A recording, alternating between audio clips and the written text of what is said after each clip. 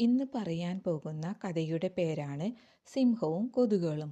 ഒരു ദിവസം കുറ്റിച്ചെടികളുടെ മറവിൽ കിടക്കുകയായിരുന്ന സിംഹം നിവർന്നു നിന്ന് ഇങ്ങനെ പറഞ്ഞു: ദൈവത്തിനു നന്ദി, നല്ല ശക്തനായതുകൊണ്ട് ഈ ഭൂമിയിൽ ആരെയും ഞാൻ പേടിക്കേണ്ടതില്ല.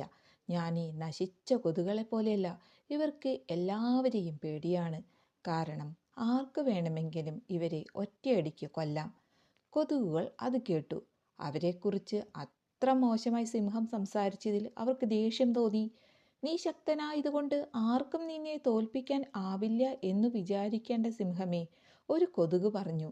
ഞങ്ങൾ ചെറിയവരാണെന്നത് സത്യം തന്നെ, എന്നാലും നിന്നെ തോൽപ്പിക്കാൻ ഞങ്ങൾ മതി. ശബ്ദിക്കരുത്, സിംഹം കോപത്തോടെ ഗർജിച്ചു. സൂക്ഷിച്ച് സംസാരിക്കണം. എൻ്റെ ഒരു കൈകൊണ്ട് നിങ്ങളെല്ലാവരെയും അരച്ചു കളയും ഞാൻ. കൊതുകുകൾക്ക് സഹിക്കാവുന്നതിലും അപ്പുറമായിരുന്നത്. അവരുടെ നേതാവ് പറഞ്ഞു: സുഹൃത്തുക്കളെ, വരുവിൻ, നമുക്ക് ഈ സിംഹത്തെ ഒരു പാഠം പഠിപ്പിക്കാം. മരിക്കുന്നതുവരെ ഇനി സിംഹം നമ്മളെ കളിയാക്കാൻ ധൈര്യപ്പെടരുത്. കൊതുകുകൾ എല്ലാവരും കൂടി സിംഹത്തിൻ്റെ നേർക്ക് പാഞ്ഞു ചെന്നു. സിംഹത്തിനെ തുരെ തുരെ കടിക്കാൻ തുടങ്ങി. സിംഹം വാലിട്ടടിച്ചു. അവരെ ഒരു കൈപ്പൊക്കി അടിച്ചു വീഴ്ത്തി. നിലത്ത് വീണു ഉരുണ്ടു. പല്ലു കടിച്ചു. എന്നിട്ടും ഒരു കാര്യവുമുണ്ടായില്ല. കുറച്ച് കൊതുകുകൾ ചത്തു. പക്ഷേ അവ കൂട്ടം കൂട്ടമായി സിംഹത്തെ പൊതിഞ്ഞു. സിംഹം ഉയരത്തിൽ ചാടുകയും കുറ്റിച്ചെടിയെ ചുറ്റി ഓടുകയും ഒക്കെ ചെയ്തു. പക്ഷെ കൊതുകുകൾ പിന്തുടർന്ന് കടിച്ചുവിട്ടു.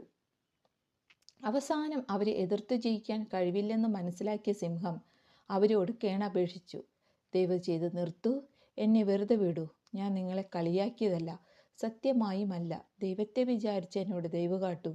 കൊതുകുകൾ സിംഹത്തെ വിട്ട് ഒരു വലിയ മേഘം പോലെ ആകാശത്തേക്ക് ഉയർന്നു പൊന്തി.